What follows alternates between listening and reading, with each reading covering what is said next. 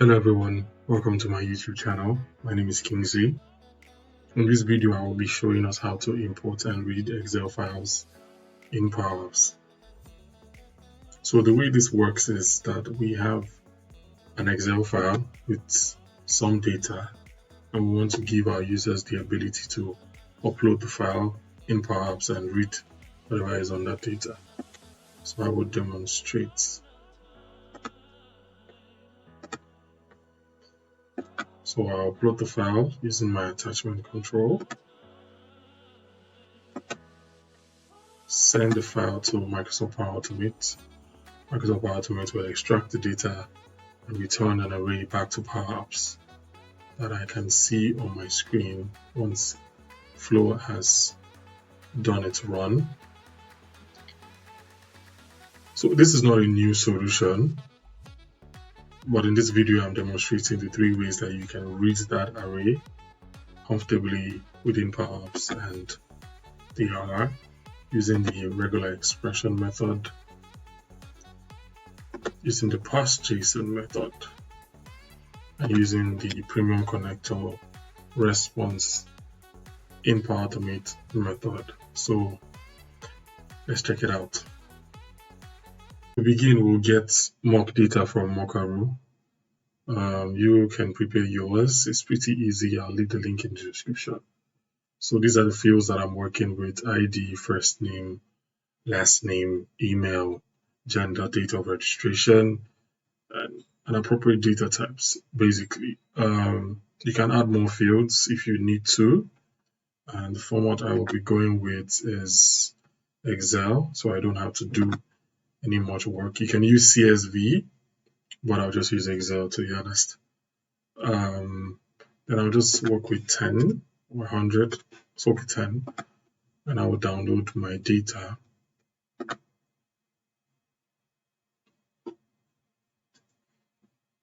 So that's the very first step. Now that we have our mock data, the next step is to prepare our Excel data. And there are a couple of things we need to do. The first step is to format our data as table. This is important so that we can utilize the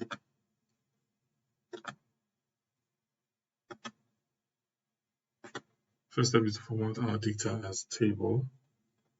The next step, which is not really compulsory, but you may if you want to, is to change the table name. I'll just call this YouTube table. You don't have to. Table 1 still works fine. And this is done. Then also what we need to do is to generate a template for our users. So whenever they need to, they can go somewhere, generate a template, and populate it and upload to PowerApps.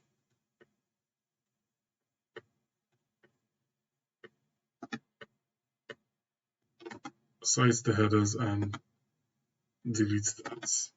So we just want an empty sheet, but with our table, so that users can download this, populate it, and upload it in PowerApps.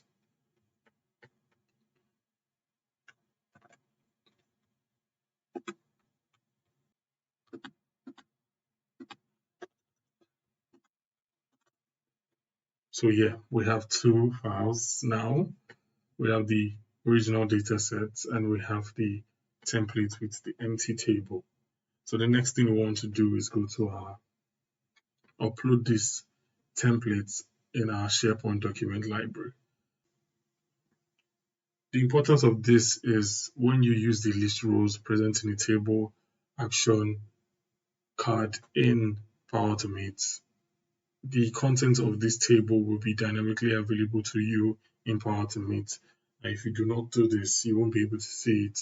That means you would have to use expressions to write out the column names and the table name, which is avoidable.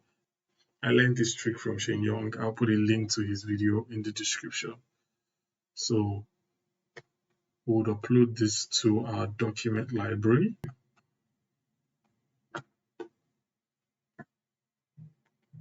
Uploaded item, voila, and that's it. for this portion. So next we're going to build out our application. And one of the first things we'll need to do is to get our attachment control. If you check, you'll see the attachment control is not readily available in PowerApps Studio. The trick we use to get it is to copy it out from the form control. And since the form control can only be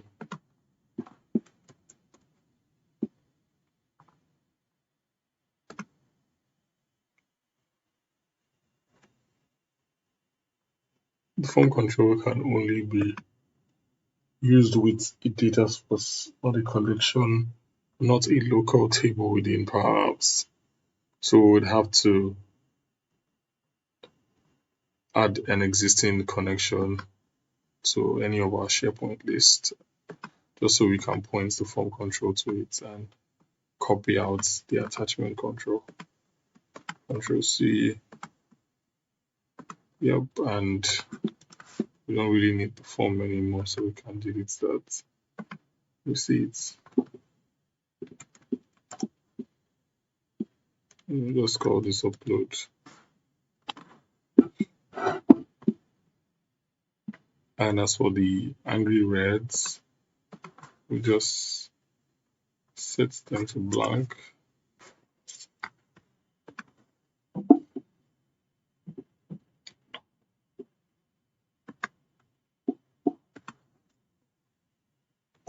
Our users don't need to see this, so we can take it off. Then we would, so voila, have the upload button. Also, we want to add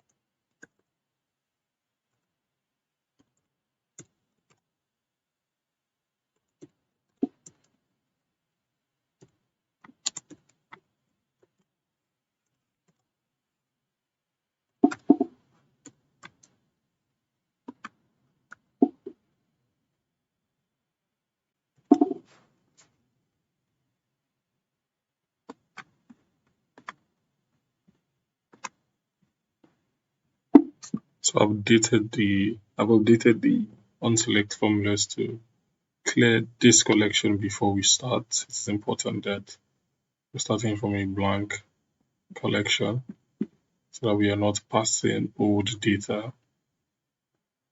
for every new session. Then when we are done, we set a variable called reset to true, set it to false.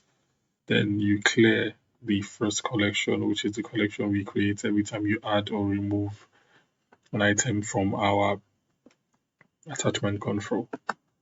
So we'll just test it out and say this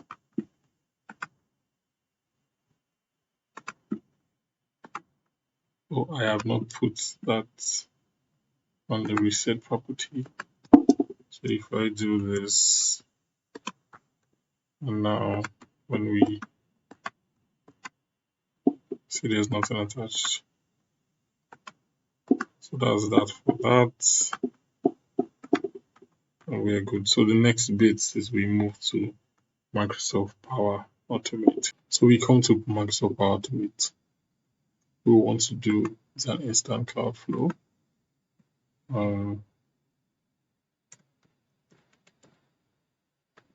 We'll just call it upload Excel. and it will be a PowerApps. We'll choose V2 so that we can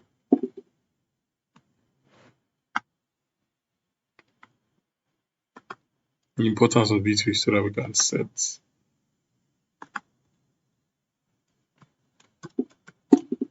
JSON.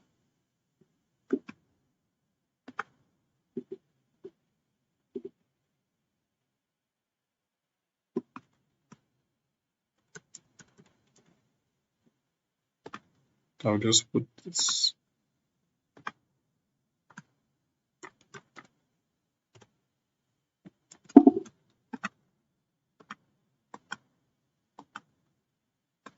and save.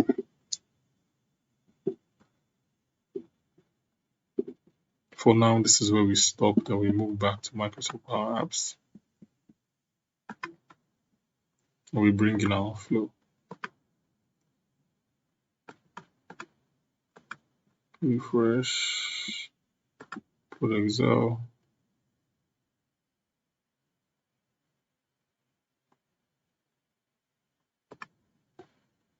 So we would update the onSelect property to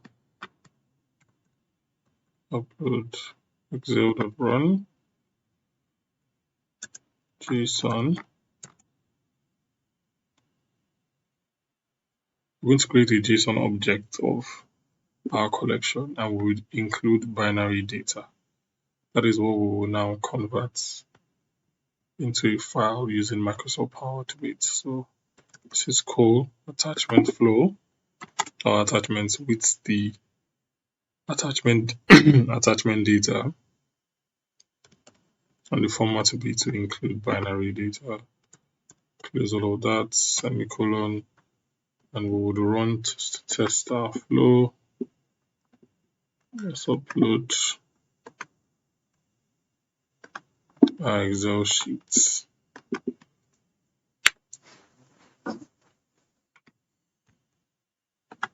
We have no errors, so let's go to Microsoft Power Automate. See our last run. Thank you. So after the flow successfully runs, we would check the contents of the run and copy out the output of the JSON conversion that we did. Edit the flow. So we converted the string output here into a JSON. The next bit is to pass that JSON into a ParseJSON action card so we can deserialize the JSON and get the content of it.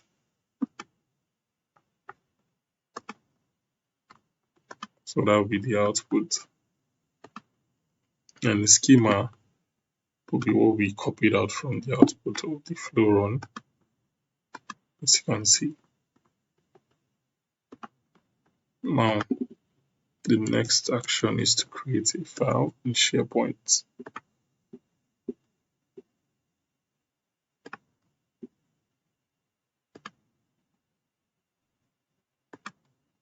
Select the folder path. Set the name to the title. And immediately I do that, it puts it in this loop. To avoid this, since in this use case you're going to be working on one upload at a time, in other use cases you don't need to do this, but in this particular use case you're working with one upload at a time. To avoid this, we're just going to take this out, save this, go back to our flow run. So instead of copying the entire thing, we're just going to copy the object. And how you know an object from an array is known by the square bracket. An object is a curly bracket. So let's say an object is sort of like a row in an Excel sheet. An array is all the rows on the Excel sheet. So that gives you a conceptualization of what the reason being The schema is what determines what the ParseJSON. The schema is what determines basically once you set the schema. If you see it here, we're having array here, so that tells the ParseJSON that it is expecting an array, and that means whatever is outputting, it's the content of a table, and to always being applied to each if you try to access the content of what is inside of it. But when we set this with just the objects, we see that the type is of type objects. That means it knows it's just a single item. It doesn't need to put in an apply to each. We also need to do this, and instead of, we just want the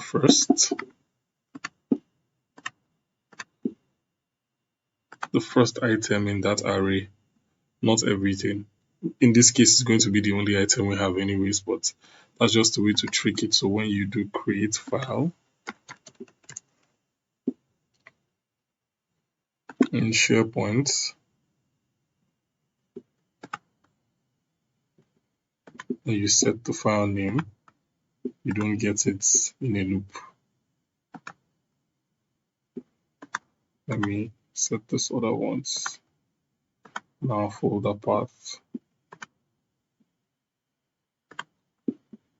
Also, one more thing, we need to convert the data stream to binary. So we'll use our expression URI to binary.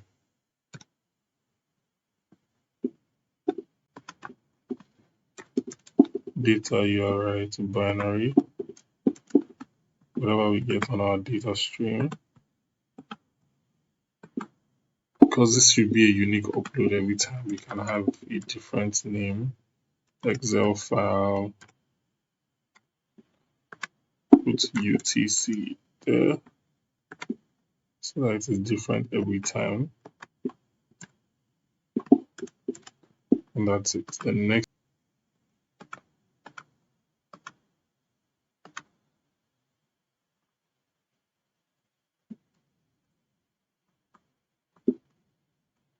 let's go to my SharePoint sites, documents.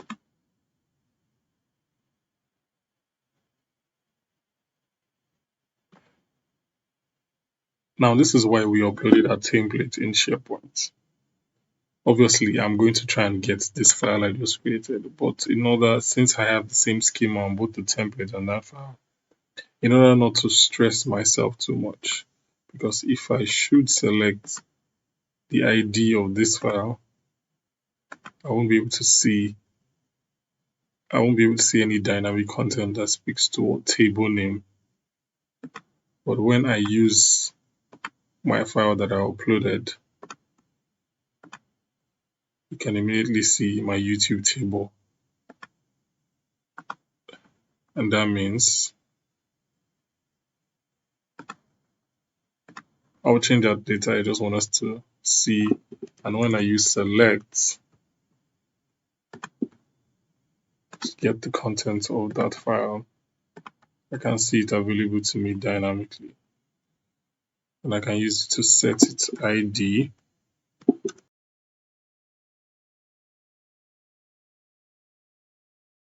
It's just an easy way to do that. And I will now change this to file I just created and manually paste this as YouTube table. So the last action would be to respond. And like I said before, the 3 ways to do this. But first, we would explore sending the response using the respond a PowerApps flow action. Let's call this response. We'll set this as I just want to get the outputs. Voila. And we are good to go. And we are back to PowerApps. I want to update this to say set variable XML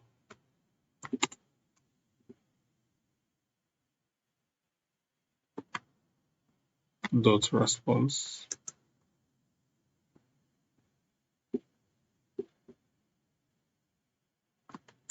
Oh, one more thing. I have to refresh this.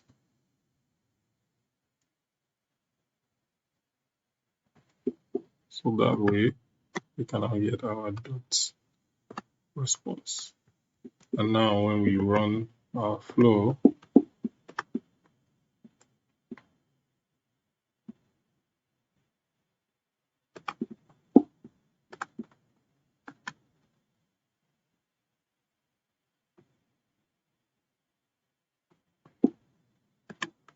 no errors. We go back to Microsoft Flow.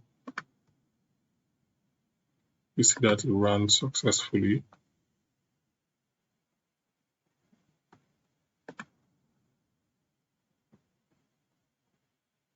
Everything ran successfully and our response was sent.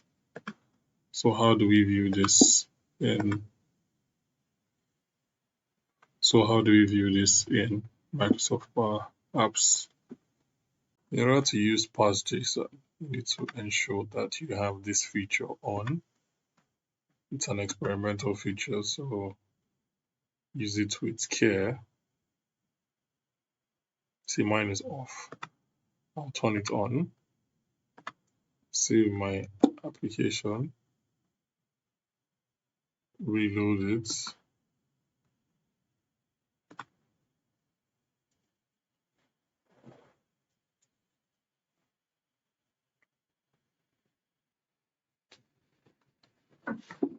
Now we confirm that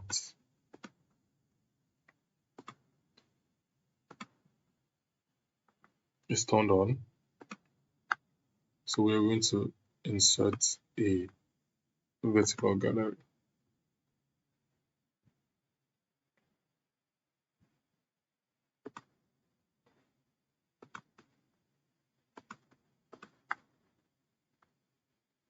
First, we will update this flow. So instead of setting this as a variable, or let's even leave it, we'll create a collection, call it ParseJSON, and set it to table ParseJSON.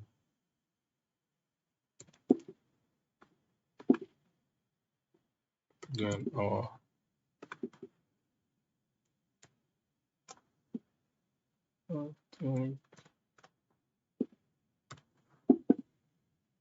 yes, and we are good. So this formula creates a collection from, this is the syntax to create a table out of our array using the ParseJSON function, and we'll set that into a collection so that we can now set the item property of this collection to be our new ParseJSON. And this would now be, remember the rule for ParseJSON is you have to specify the type. I'll just set this to ID.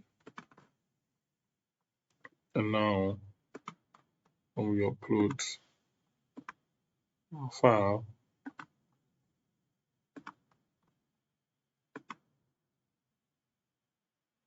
this will run and we have 10 objects. We have 10 objects, and when we add more, let me add more.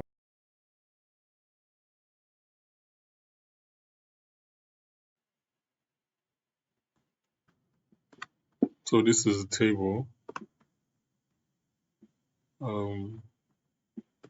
Formula to set this table ParseJSON, then your response, which is an array. Put that in a collection. And for the individual items, you have to set it. You have to explicitly set the type. For text items, to be text, this item dot value dot the name. So you must always remember the name. You can get that from your Power Automate. And that's why it's always also good to use select. You can actually define these names in the way you want them to appear. If I wanted to change this to last, no underscore, just name, or maybe just last, I could have done that. So then for dates, obviously, this value, because you have to set the type.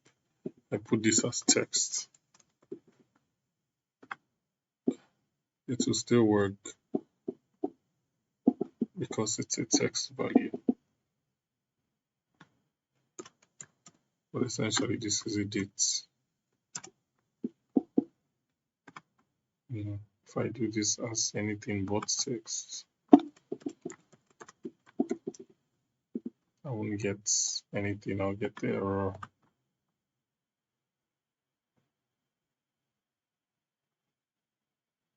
Cannot be converted, obviously.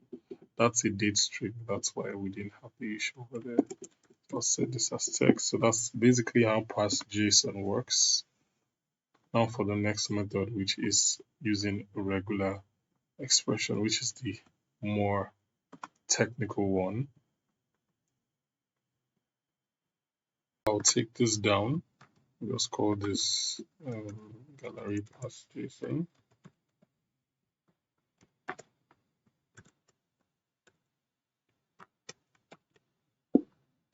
I'll set it to the visibility to false so that we can update this formula for ParseJSON. So to perform for regular expression, so we can update this formula to accommodate the second method for regular expressions. So to perform regular expressions, I would show us the syntax. So this is the syntax for regular expressions. I will not go into long detail because this is all we truly need. We just this single, and this is the syntax we're going to follow for everything. So I'm just going to build the regular expressions. And we are done. This is you have to make sure that there's no space.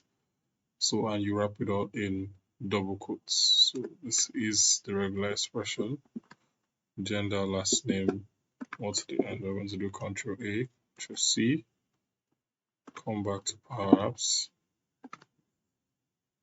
and update this to say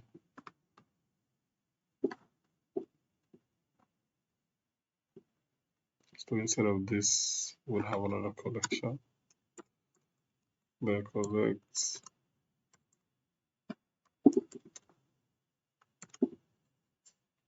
call Regex. So you match all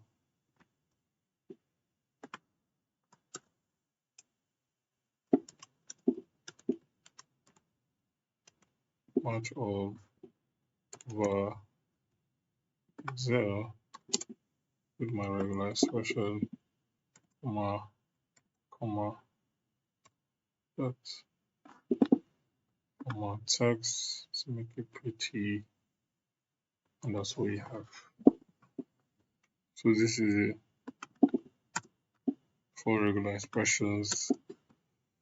You don't need to really be a master, you just need to follow the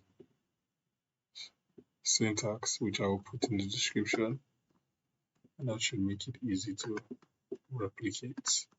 And when I will just duplicate this table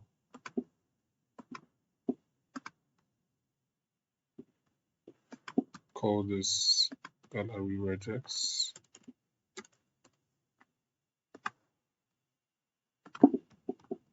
Obviously, once I change this, start shouting, because this one just needs this item.id.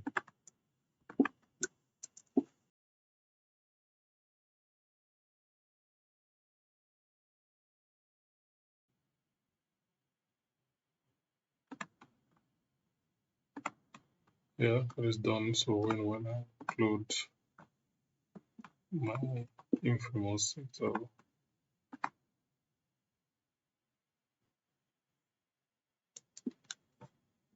I immediately get this. Just to confirm, we can see call regex, and we can also view our collection. This is ParseJSON here in this format in value. It won't show, or regular expressions will show, and we can see the full match, start, data, and everything else. And the third and final step, I'll just take this out, is response. And to do that, we have to change our flow.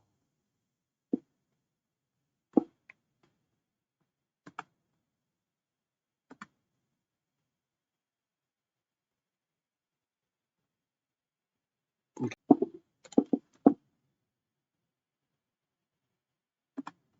Which is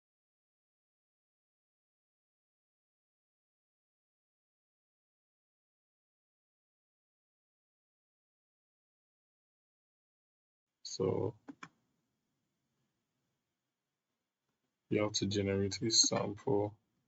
I forgot, so bear with me. Let me take this out, save it.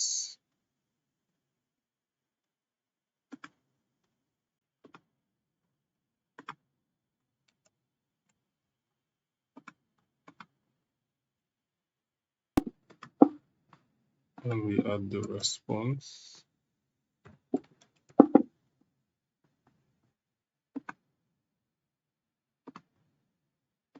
Body will be from select, and we generate from sample. Copy our payload from this, and we save. We come back to Microsoft Power Apps.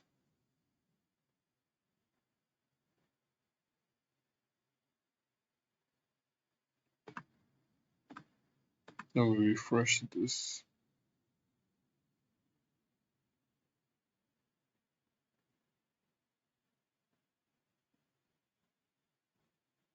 So we are showing all this red because we changed the schema of the flow. We'll just ignore them. The only thing we'll do is update the button to do something new. So we'll comment out these codes.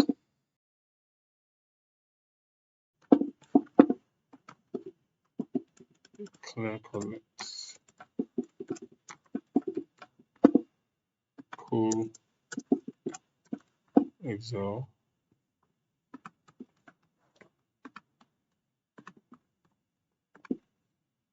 Then we duplicate one of this.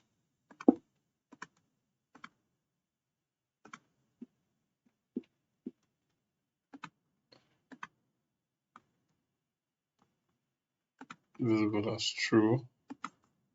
Set the delete property of this to call Excel. What's that page?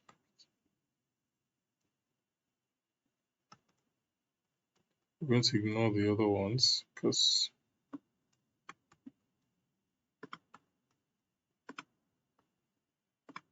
just to demonstrate. This is pretty much straightforward, even more straightforward than the rest. You just set it to a collection. Set it to a collection. Update this. Set it to a collection. Sorry, I deleted that, so that means this. I'll just start short. And I have to re-upload it again. But set it to a collection, and That is as easy as PC.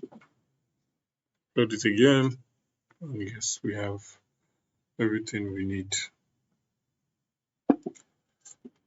So that's it, folks. That's all I have for you today. Please do like, share, subscribe, comment. You do want me to try something out, or you want me to shed more light on a specific portion of the video. So these are the three ways you can send JSON objects or arrays back to PowerApps and have it and present it to your users. Particularly, this solution was to show us how we can give our users a convenient way to upload Excel files through PowerApps. I really hope this has been helpful. I'll catch you on my next one. Thank you.